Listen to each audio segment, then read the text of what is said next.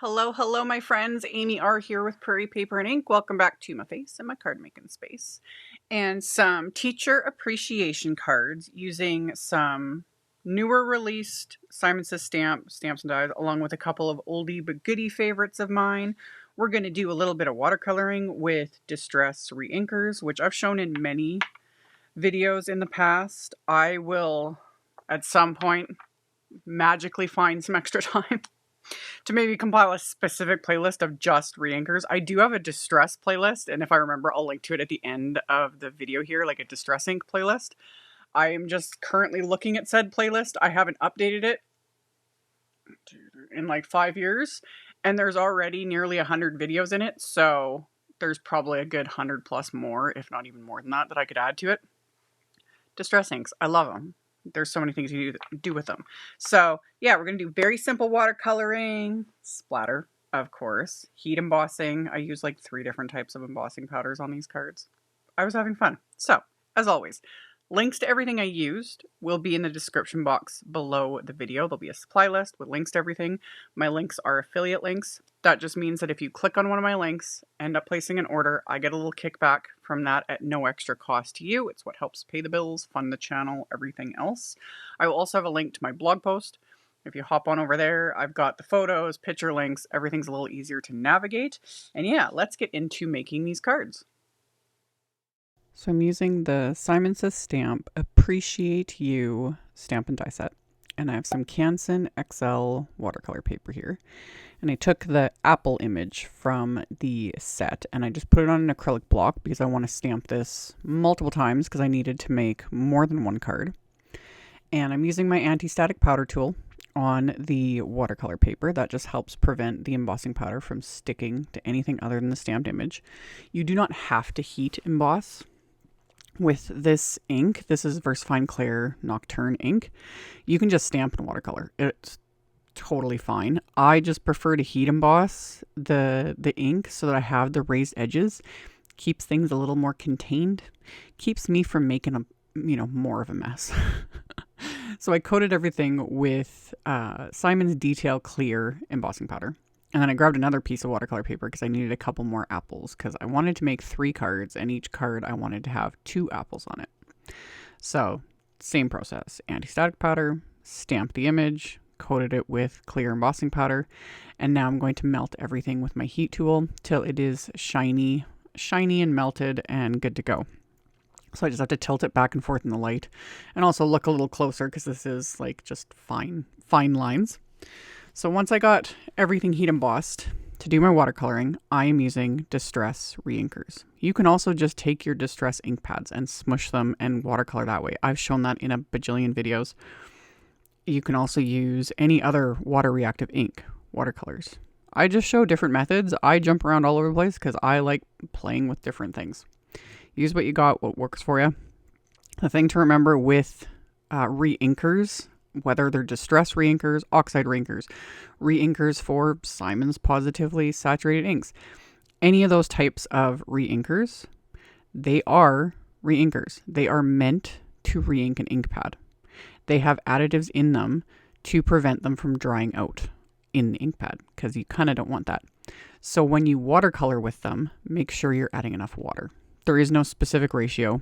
I just make sure I'm adding water. You do not want to paint just directly with the reinker because you'd be adding so much concentrated reinker to whatever it is you're painting.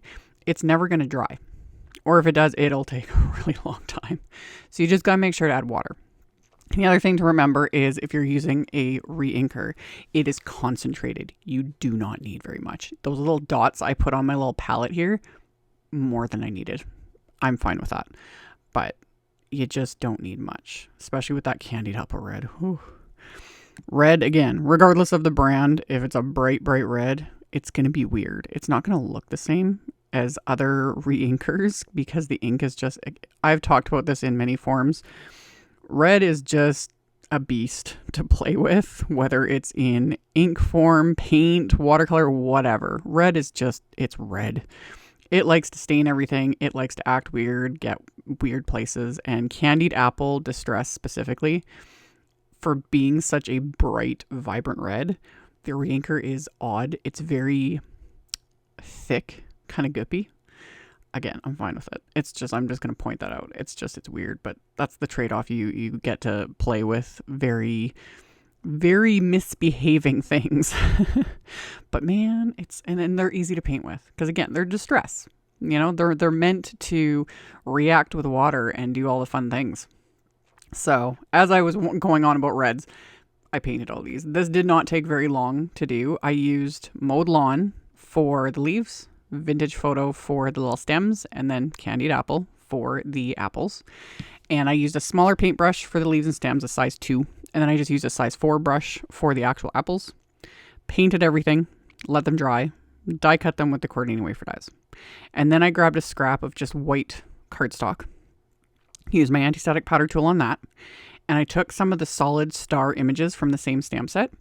And these I'm stamping with mustard seed distress oxide ink, because oxides have pigments in them, so they sit on top of the cardstock. They take longer to dry, which means you can heat emboss with them. You can technically heat emboss with distress inks as well, but you got to move super fast.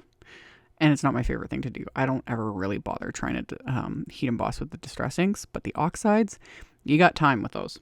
So I stamped the stars, and then I coated them with iridescent sparkle embossing powder. I have this big old container of this stuff. It's been on the market for 20 years. I don't even know. It's been on the market forever, and still one of my go-tos.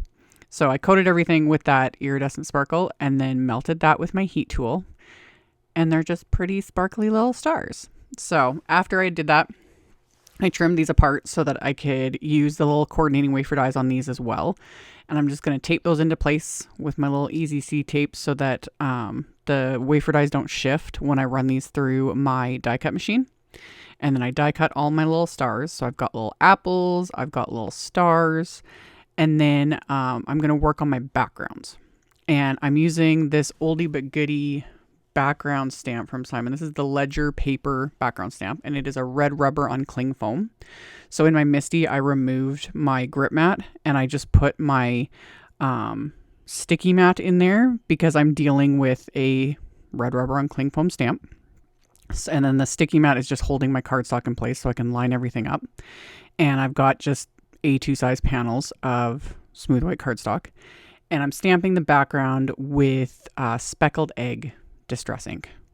So that's going to create kind of notebook paper look, which I'm going to enhance even more in a minute. And then with these sticky mats, you need to bend the mat to remove the cardstock. If you're using thinner cardstock, you need to be a little more careful because thinner cardstocks will sometimes not want to release very well. This is Simon's 120 pound smooth white cardstock, so it just comes right off, no problem. But yeah, you bend the mat like so, and then you just gently remove the cardstock and then go on to the next piece. So I just did this back to back, and then I also did 3 more pieces just off camera that I'll use on the inside, which I'll revisit a little bit later in the video. So after I'd stamped this background, I trimmed down these panels because they were originally A2 sized. I ended up trimming them down to about 3 3/4 by 5 inches. So that'll have a nice margin of the actual card base showing around it as well. So I just used my guillotine trimmer to trim these down. And to kind of enhance, because I stamped it with speckled egg, but regular notebook paper, the margin lines are red. And I wanted to do that. And the easiest way to do that was just I pulled out a ruler and a red pen. Just simple. So my head kind of gets in the way because I was like, the lines, you know, that I stamped with that because that speckled egg is so light. So just made sure I got my ruler lined up where the margin lines were stamped from the stamp, and then just basically trace that with a ruler and a red pen. So it just gave it that little extra something, and I'm not worried about it being like perfect. I'm also going to like rough up the edges of this later on as well because, again, notebook paper, why not? So after I did that, and I only did this for the panels that I'm putting on the front. For the ones on the inside, I just left them like as is. So got my little lines, and I did this twice because the stamps, it's basically like 2 margin lines. So I did that twice. And then I pulled out a scrap of black cardstock. This time I've got the grip mat back in my Misty because I'm using a clear stamp. And I used my anti-static powder tool on the black cardstock. And I'm going to stamp the We Appreciate You sentiment from that same stamp set. And I'm going to ink that up with Clair embossing ink and then just keep shifting the cardstock up so I can stamp this multiple times. And then once I've got it stamped on the black cardstock, I'm going to coat all of this with white embossing powder. So I use 3 different types of embossing powder on these cards. I was pulling out everything. I've been saying it more and more. I'm starting to just reach for the things, use the things. I've got it all. Why not use it? Why not? You know? So once all of those were coated with the white embossing powder, melted that with my heat tool. And then I'm going to use my little microfiber cloth, a little bit of elbow grease to remove that excess anti-static powder because it obviously shows up very much on dark cardstock, black especially. So the cloth wipes away that excess anti-static powder. And then the coordinating die set has dies for the sentiments, which I love. So I use the coordinating wafer die to die cut all of these sentiments. So same thing, taped it into place so that that doesn't move when I run it through my die cut machine, and then die cut all of the sentiments.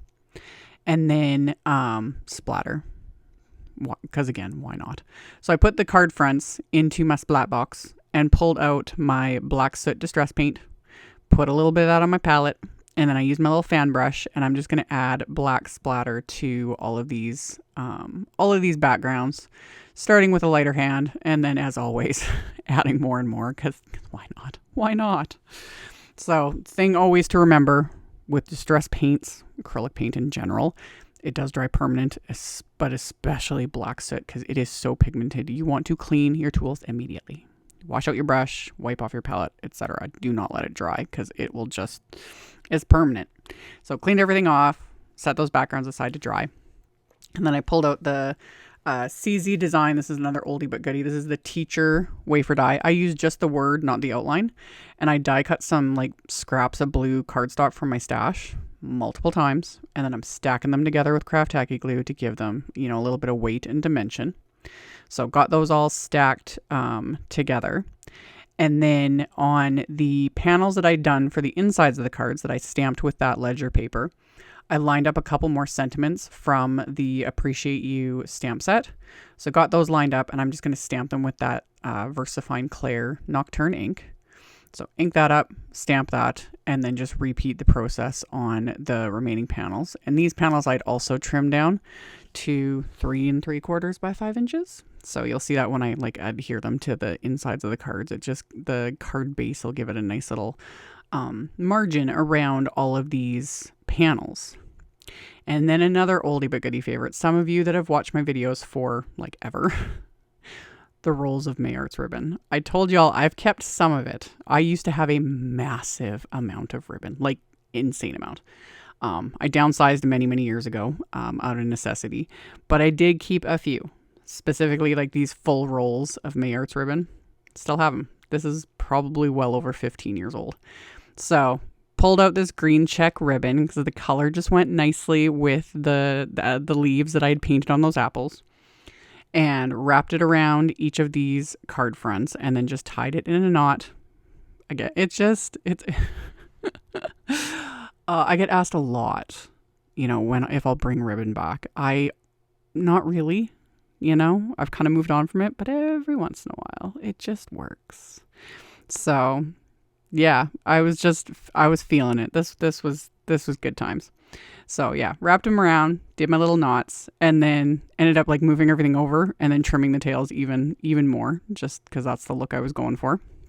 And then off camera, I had figured out my layout on the card fronts. That's always one of the benefits of when I do more than one card, is I can kind of figure things out off camera, and then on camera I can look like I know what I'm doing. And you guys don't see me like just putzing around, breaking things, spilling things, just life, man. So I popped the apples into place with foam squares. I did the same thing with the heat embossed sentiment. And then the little stars I just glued to the background. And I'm going to do the same thing with the teacher die cut sentiment. So it says, "We appreciate you, teacher." So got my little stars into place, and then I'll adhere my little sentiment. And then I'm going to like rough up the edges of this cardstock, just using like my fingernails, kind of curling up the edges or like the corners and then roughing up the edges just a bit, not a ton. When I really want to distress the edges, that's when I'll use my little Tim Holtz like paper distresser tool. But for this, I just kind of wanted the edges to be a little bit rough, a little bit curled up, you know, kind of like notebook paper. So went around and did that with all of the card front backgrounds. And then my card bases are Neenah Desert Storm cardstock, and they're top folding A2 note cards, so 4 1/4 by 5 1/2. And I'm going to adhere my card fronts to the card base, and then adhere the inside panels to all of the insides of the cards. And then as my final little bit of embellishment, I have these, and they're in a like little containers they come in. They're like little shakers. These are the Pawsitively Dazzling gems in the royal color, which like on camera, they almost look black, but in the upper left corner there, you can see that one finished card. They're royal blue. So I had figured out my little placement of them all and then just adhered them into place with little dabs of craft tacky glue, just using my embellishment wand to pick these up. And then once these are adhered into place, I just got to let the glue dry, and that's going to finish off all of these cards. So did a little bit of watercoloring with distress reinkers, did some splattering with distress paint. I did heat embossing with distress oxide ink. Did, 3 different types of embossing powder, all the things. It was loads of fun. So, like I mentioned in the intro, I will have links to everything I used in the description box below the video for anyone who is interested. You can just expand that and check it out. I'll have a link to my blog post that'll have the photos, picture links. It's a little easier to navigate. That will be below as well. Thank you all so much for taking the time to watch my videos, for thumbs upping, commenting. It helps a ton and I really appreciate it. Subscribe if you haven't. I'd love to have you. And I'll see you all very soon in the next one. Bye.